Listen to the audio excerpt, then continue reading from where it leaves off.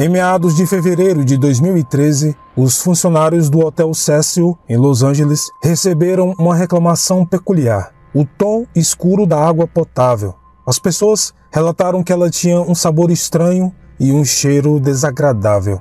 O hóspede falou que o chuveiro estava horrível. Quando você abre a torneira, sai uma água preta.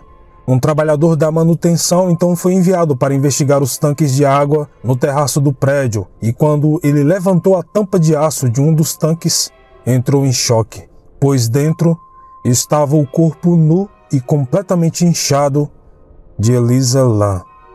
A causa da morte foi considerada um acidente pela polícia. As circunstâncias bizarras atribuídas à luta de Elisa com o transtorno bipolar. No entanto, nos meses e anos seguintes, muitas pessoas ficaram insatisfeitas com esta conclusão. Investigadores amadores de todo o mundo sugeriram uma série de teorias que contestam o julgamento do Departamento de Polícia de Los Angeles. Como resultado, a misteriosa morte de Elisa Lam se tornou uma espécie de lenda da internet, com algumas explicações sensacionalistas e exageradas em torno de sua morte. Muitos consideram o caso como o mistério do século XXI. No entanto, por debaixo de toda essa cortina de fumaça, existe algo muito real: uma jovem mulher, uma mulher com sonhos e emoções complicadas, uma mulher que era, sem dúvida, um ser humano. Em muitos aspectos, essa história pode nos levar a uma reflexão pobre sobre uma sociedade que somente através de sua morte pôde transformá-la numa espécie de celebridade e procurar entender a sua vida. Portanto, no vídeo de hoje, o meu foco não será detalhar uma morte para vocês, mas sim contar a verdadeira história de Elisa Lam, em respeito à sua memória e como ela realmente merece ser lembrada, além de algumas teorias envoltas no mistério. Sem dúvida alguma, essa é uma trágica história humana e que nunca devemos esquecer. Mas, para começar, devemos primeiro esquecer tudo o que vimos, ouvimos e lemos sobre Elisa Lam e voltar para o início.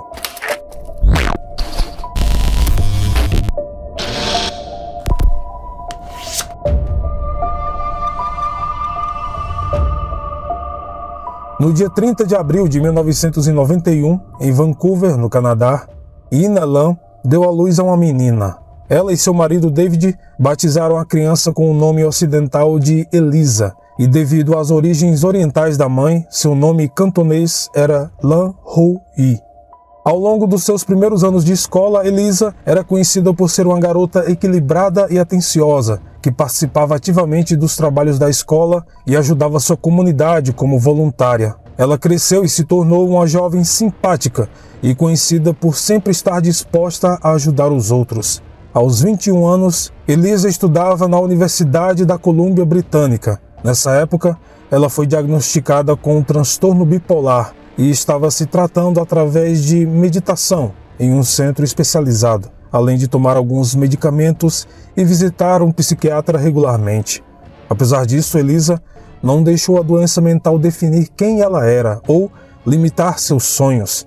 Nas redes sociais, que ainda estão ativas até hoje, podemos ter uma luz sobre o seu estado mental ao longo dos anos e meses que antecederam sua morte. Pelo que podemos ver em seu blog, ela tratava sua depressão com uma dose de humor negro. Em uma de suas postagens, Elisa escreveu: "Meu comportamento é patético. Lendo sobre Dawkins, ouvindo My Chemical Romance. É como se eu estivesse voltando para 2007. Emo. Agora vou colocar um piercing, tocar violão e me cortar, não necessariamente nessa ordem."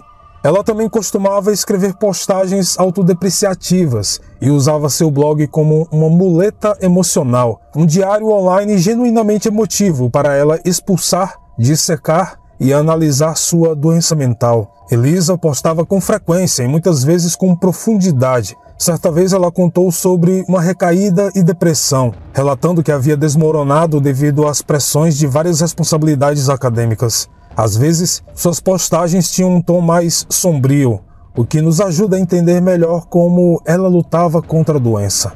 A depressão é uma droga. Não tenho controle sobre minhas emoções. Fico com raiva por 2 minutos e depois triste novamente. Fico feliz por meia hora e depois me entristeço profundamente. Apesar desses momentos, Elisa ainda nutria interesses e paixões em sua vida. Ela amava arte e moda, demonstrando querer se profissionalizar no meio e viajar pelo mundo. Suas postagens nas redes sociais também eram cheias de poesia e jogo de palavras, mostrando que ela não era apenas uma jovem apaixonada, mas intelectualmente preparada. Elisa parou de postar em seu blog em julho de 2012. Depois disso, ela postava com mais frequência no Tumblr.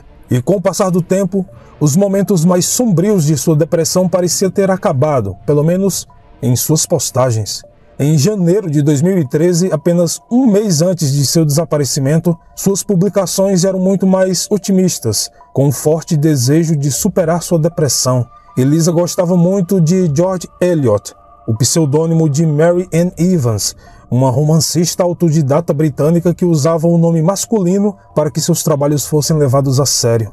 Nunca vai chover rosas. Quando queremos ter mais rosas, devemos plantar mais rosas. Na grande maioria de suas postagens, existia uma frase que Elisa parecia gostar muito de citar. Você está sempre assombrado pela ideia de que está desperdiçando sua vida. Na verdade, tudo dava a entender que cada uma dessas ações era caracterizada por uma tentativa de refutar essa ideia em sua mente. Em 7 de janeiro de 2013, Elisa anunciou que tinha reservado um voo para iniciar uma grande aventura, o que ela se referiu como sendo uma turnê pela costa oeste. Antes de sair, ela fez um sarau da boa viagem, uma espécie de encontro com velhos amigos do ensino fundamental e ensino médio. O evento foi exaustivo, mas cheio de alegrias e momentos especiais, escreveu. Em uma de suas últimas postagens, ela escreveu sobre suas esperanças para um futuro melhor. Estou tão cheia disso. A noite passada foi a prova de que tenho coisas lindas e incríveis disponíveis em minha vida. Não sou uma pessoa deprimida. Eu sou muito mais do que isso, e meus amigos são um lembrete de que tenho muita sorte. A vida é longa e difícil. As pessoas sempre serão estúpidas e reclamarão, mas vale a pena, desde que você tenha momentos especiais. Haverá muitos desses momentos no futuro, e houve muitos no passado. Obrigado, meus amigos, família e Tumblr. O mundo é simplesmente incrível. No dia seguinte, 22 de janeiro, Elisa voou para San Diego, na costa do estado da Califórnia. Durante sua viagem, ela disse que estava feliz, mesmo depois de se perder no aeroporto e perder o voo de conexão. Elisa saudou a situação com alegria e otimismo, afirmando que poderia ser pior. Pelo menos a empresa aérea me deu um cobertor e a senha do Wi-Fi. Ela até brincou que o incidente inesperado lhe proporcionou a oportunidade de recriar o personagem de Tom Hanks no filme O Terminal. Ao longo de seus dias na Califórnia, Elisa falava com os pais com frequência. Ela disse que estava feliz, como relatou em uma mensagem enviada para sua mãe.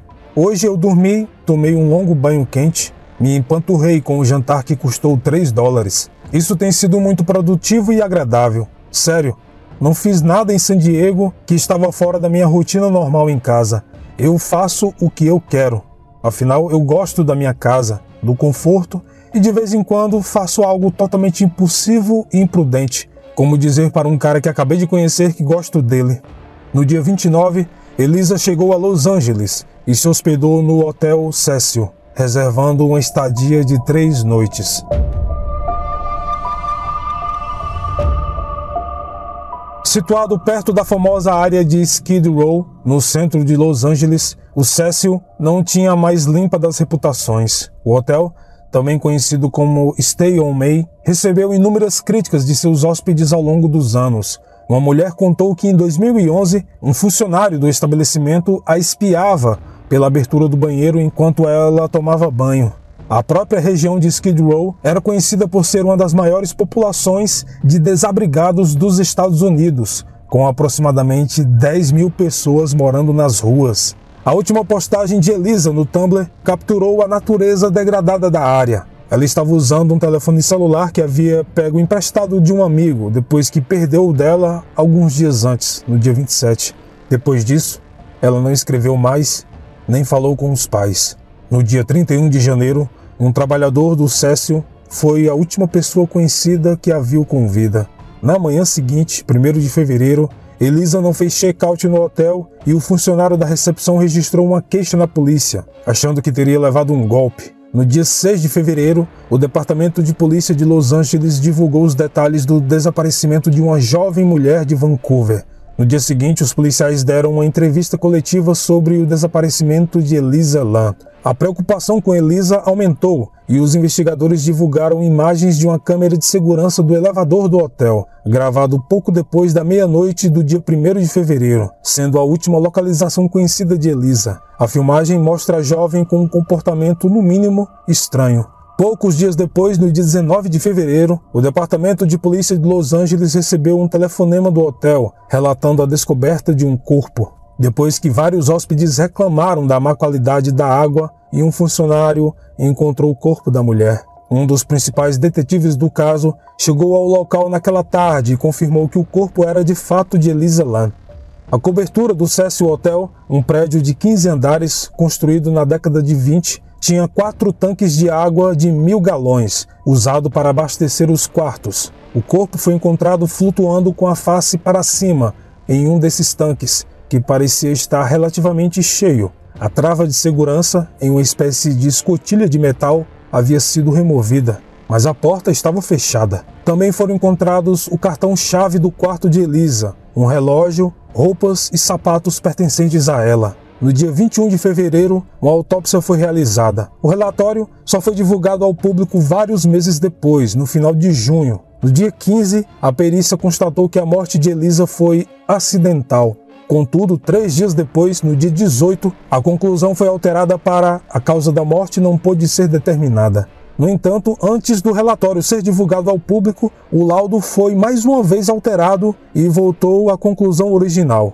A morte de Elisa foi acidental. O relatório da autópsia afirmou que ela estava tomando 4 medicamentos psiquiátricos diferentes para seu transtorno bipolar no momento de sua morte. Não havia sinais de crime. Contudo, ninguém sabe se uma verificação de abuso sexual teria sido feito no corpo dela. E se foi feito, nunca chegou a ser divulgado, apesar do laudo constar um acúmulo de sangue em seu reto. Traços de álcool também foram encontrados. A essa altura, a misteriosa morte de Elisa despertou o interesse da mídia ainda mais. Era uma verdadeira história de terror americana, que bizarramente parecia parodiar os eventos do filme O Preço da Verdade, Dark Waters, de 2005. No longa, o corpo de uma jovem é descoberto dentro de um tanque de água, após uma série de inundações no prédio. Estranhamente, foi relatado que na noite do desaparecimento de Elisa, um hóspede disse ter ouvido um ruído muito forte de água passando pela tubulação do andar superior ao seu, e em seguida, um vazamento inundou o chão do banheiro naquela noite, assim como no filme. Embora não possa haver uma ligação direta entre as duas histórias, as semelhanças entre a morte de Elisa Lam e o filme ajudou a ilustrar ainda mais o mistério e confusão que cerca o caso. De toda forma, a explicação oficial para a morte foi acidental. Usando a evidência fornecida pela autópsia, detetives amadores tentaram reconstruir os eventos que poderiam ter levado à tragédia. O transtorno bipolar de Elisa a teria exposto a uma sucessão de alterações de humor e ações depressivas. Como vimos, o relatório toxicológico afirmou que ela estava tomando vários tipos diferentes de medicação psiquiátrica. Mas a Associação Americana de Psiquiatria relatou que é comum o uso de um antidepressivo em conjunto com um estabilizador de humor e medicamentos antipsicóticos para controlar os sintomas da doença bipolar. E pelo que a autópsia revelou, Elisa estava realmente tomando a medicação correta. No entanto, quando os médicos testaram seu sangue, eles descobriram que, embora ela tivesse tomado alguma medicação, incluindo seu antidepressivo no dia em que morreu, ela não estava tomando o antipsicótico por alguns dias. Segundo os médicos, sem esse antipsicótico para equilibrar o efeito do antidepressivo, ela corria o risco de passar por graves episódios maníacos, principalmente por ser uma paciente bipolar. Isso teria causado alucinações, delírios, paranoia e falta de discernimento. Então foi teorizado que Elisa Lam estava passando por um episódio maníaco no elevador, como mostra as imagens das câmeras de segurança, e é evidenciado pela maneira estranha como ela mexia suas mãos. Isso poderia ser um sinal de agitação psicomotora, ou seja, uma série de ações não intencionais e sem propósito de seus movimentos que se originam da tensão mental e ansiedade. e a partir dessa tensão mental poderia surgir um surto psicótico. Embora algumas pessoas argumentem que o relatório de toxicologia não era preciso devido ao corpo de Elisa ter ficado no tanque de água por tanto tempo, essa informação não procede, segundo os especialistas médicos. Em minha pesquisa para fazer este vídeo, encontrei vários artigos acadêmicos que afirmam que as amostras de sangue que os legistas analisaram foram retiradas dos órgãos internos de Elisa e não de suas veias, e essas amostras internas não seriam afetadas pelo inchaço do seu corpo. Além da medicação psiquiátrica, não havia indícios de outras drogas, apenas quantidades mínimas de álcool em seu sistema. E mais, foi atestado que o álcool encontrado em seu sangue não seria suficiente para gerar um surto psicótico em combinação com os medicamentos ingeridos por ela. E assim, presa nas garras de alguma ilusão ou alucinação de sua mente, Elisa correu para o telhado, tirou toda a sua roupa, pulou no tanque de água e se afogou. Essa é a hipótese que melhor resume o cenário de morte acidental. É uma explicação clara e simples. Pessoas alucinadas fazem coisas alucinadas. No entanto, não é este o caso. Em primeiro lugar, não há evidências que sugiram que os episódios maníacos de Elisa teriam culminado na insanidade, ao ponto dela colocar em risco sua própria integridade física. Até porque Elisa jamais atentou contra sua vida durante os anos que lutou contra a doença mental. Na verdade, sempre que tinha uma recaída ou deixava de tomar seus medicamentos, Elisa entrava numa depressão profunda e mesmo assim jamais tentou se machucar, como ela mesma escreveu em seu blog. Sinto que estou perdendo meu tempo em comparação com os meus colegas. Tive uma recaída no início do período e tive que abandonar 2 dos 3 cursos que estava fazendo. Agora estou em um curso e já perdi 3 semanas de aulas porque meu padrão de sono foi completamente revirado. Estou me sentindo um pouco derrotada porque tenho muito tempo livre e ninguém com quem conversar. Não verifico mais os meus e-mails, blog, Facebook, Tumblr o tempo todo como fazia, e até mesmo entrar no Twitter tem sido desinteressante. Então, para tentar me situar de tudo, eu escrevo e, quando achar necessário, vou publicar em algum lugar. Devemos lembrar que a doença mental é sempre personalizada. 2 casos nunca são exatamente iguais, pelo que podemos perceber em suas postagens nas redes sociais, que muitas vezes são repletas de detalhes. As experiências anteriores de Elisa com recaídas bipolares indicam que ela apenas flutuava entre emoções negativas e positivas. Ela nunca chegou ao extremo, e imaginar que, de alguma forma, passou pela sua cabeça subir no terraço do hotel, tirar suas roupas, romper o lacre de segurança da escotilha, abrir e entrar num tanque cheio de água para desistir de tudo, é uma coisa que não combinava com Elisa. Tudo parecia ter sido muito calculado para uma pessoa passando por um episódio maníaco. Se o suicídio fosse a intenção dela, pular do telhado do prédio teria sido muito mais fácil. Há também outra inconsistência com a explicação acidental. De acordo com o relatório da autópsia, as roupas de Elisa estavam cobertas por partículas parecidas com areia, muito provavelmente devido às pedras do telhado do edifício. Essa evidência sugere que as roupas de Elisa deveriam estar no chão antes de serem jogadas na caixa d'água. Isso significava que, para apoiar a teoria de morte acidental, ela teria que ter ficado nua, jogar as roupas no chão, depois pegá-las de volta e finalmente jogá-las no tanque. Mais uma vez, pular do telhado do prédio teria sido muito mais fácil. Depois temos a questão da tampa articulada do tanque de água. Como o tanque estava mais ou menos em sua capacidade média de água quando o corpo foi encontrado, Elisa não teria conseguido alcançar a tampa para fechá-la por dentro depois de entrar. Mesmo assim, é preciso dizer que a explicação acidental não pode ser refutada completamente, é claro. Porém, aos olhos mais apurados é mais fácil entender que a causa da sua morte tenha sido resultado de um conjunto de fatores desconhecidos de todos nós do que um simples suicídio. Por mais que a nossa racionalidade tente procurar um motivo para tudo à nossa volta, muitos que pesquisaram o caso de Elisa Lam ficam com a sensação de que há uma força, digamos, não natural envolvida. Na verdade, várias pessoas até apresentam explicações paranormais para a morte dela. Uma dessas teorias envolve algo chamado Jogo do Elevador, um ritual paranormal que se originou na Coreia. No Jogo do Elevador, uma pessoa deve entrar sozinha em um prédio de pelo menos 10 andares e apertar os botões do elevador na seguinte sequência: 2, 6, 2, 10 e 5, sem descer em qualquer andar. Depois de chegar ao 5º andar, uma mulher misteriosa entrará no elevador, mas o jogador não pode olhar ou falar com ela. Finalmente, o jogador deve apertar o botão do 1º andar. E então, existem 2 resultados possíveis. Se o elevador realmente descer, o jogador deve sair do prédio sem olhar para trás, visto que o ritual falhou. Mas se ele for para o 10º andar, o ritual funcionou.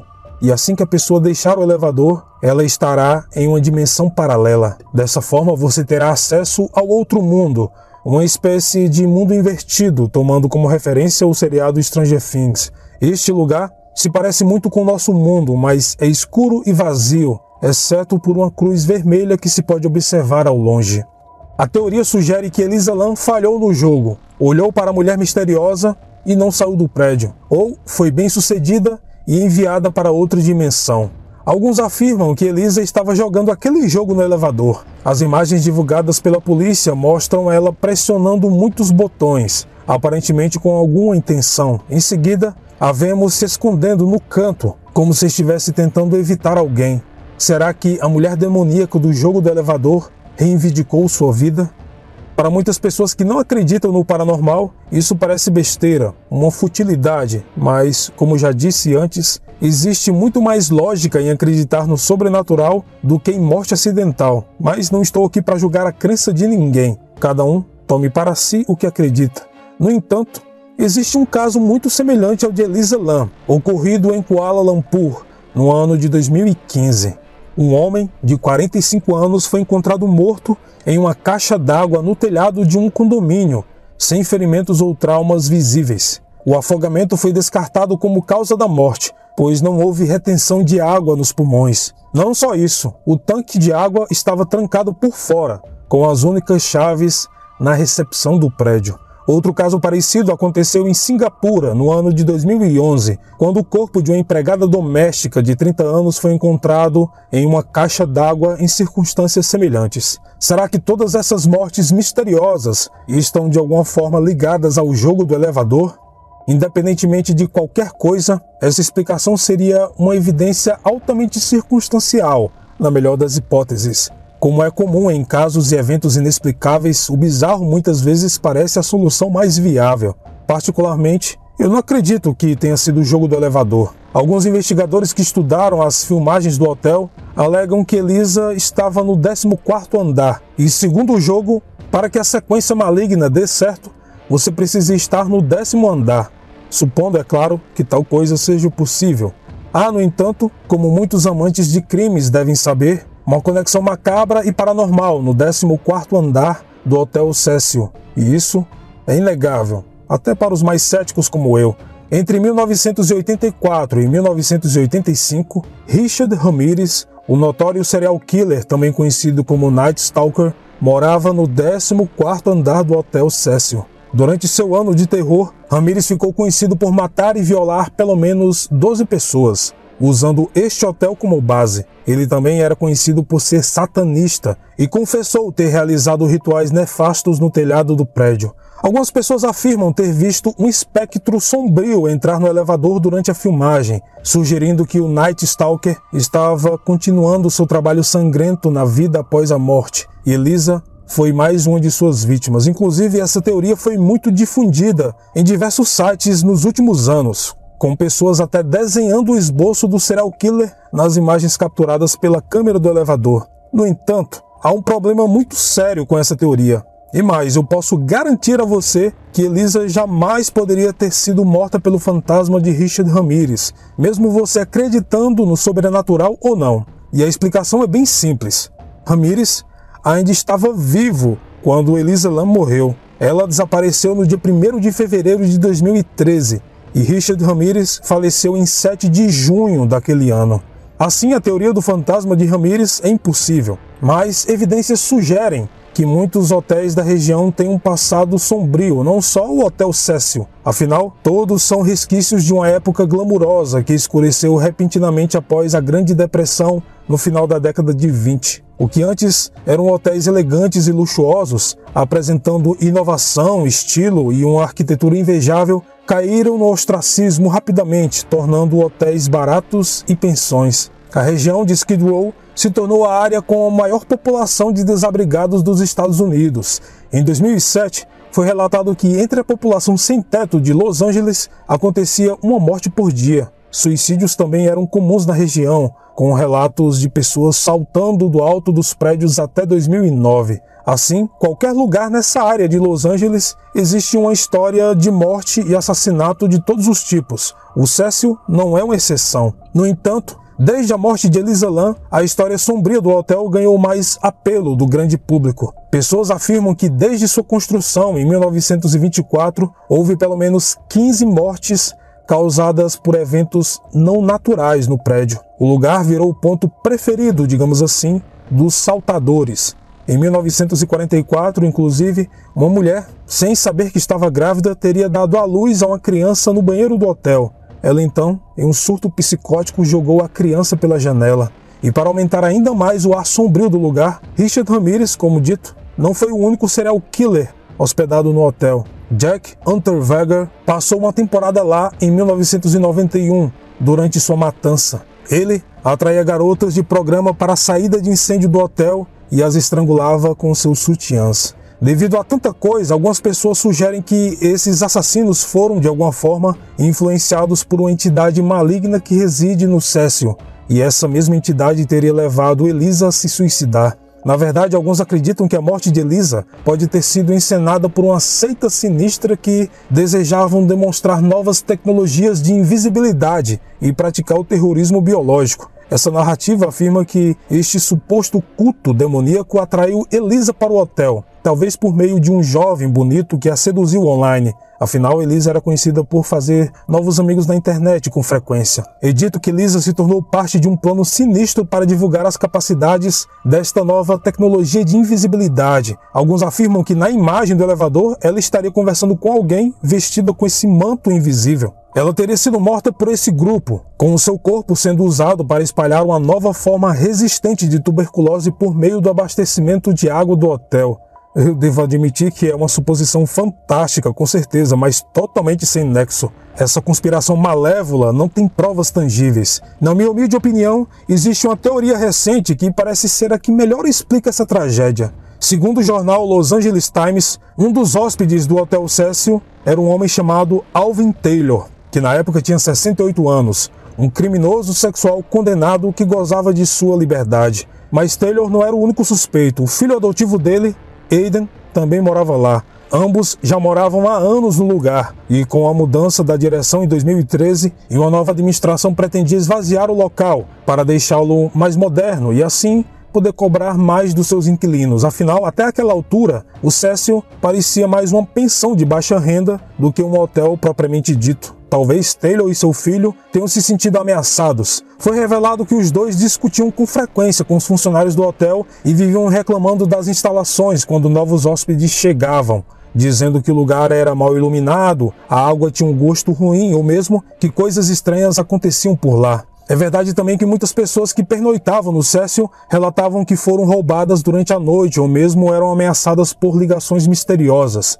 Tudo levava a crer que Taylor e seu filho estavam fazendo de tudo para que a reputação do Cecil não mudasse, pois os beneficiariam indiretamente. Então, de repente, aparece uma jovem turista canadense. Ela é morta e encontrada após ter quase se decomposto na água potável por semanas. Tal incidente certamente destruiria de vez a reputação do Cecil e acabaria, de uma vez por todas, os planos da nova administração do lugar. Pode ter sido Taylor, o seu filho, algum criminoso ou qualquer outra pessoa que morava na região ou mesmo no hotel, mas a morte de Elisa Lam definitivamente não foi um acidente.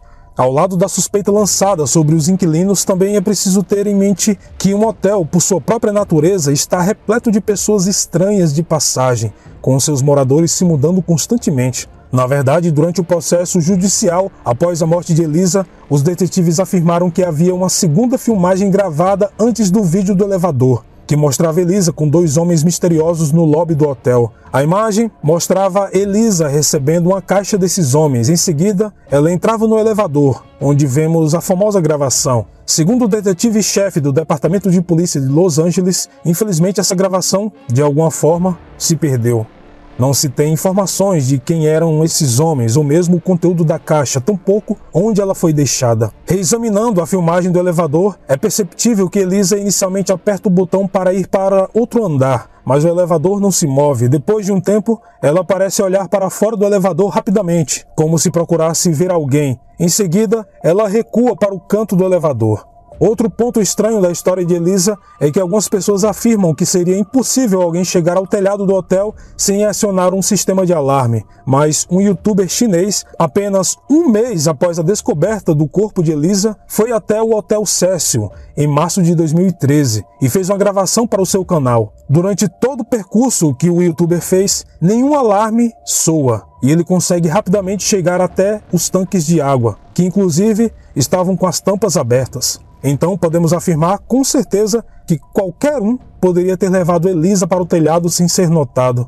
É claro que existem muitas evidências que sugerem que Elisa foi vítima de um crime. Outro ponto é, o detetive disse que a imagem da câmera de segurança do corredor do hotel que dava acesso ao elevador se perdeu. E mais, é fácil para qualquer um, mesmo sem qualquer experiência com edição, perceber que a imagem da câmera dentro do elevador foi manipulada. Mas por quê? Para quê e por quem?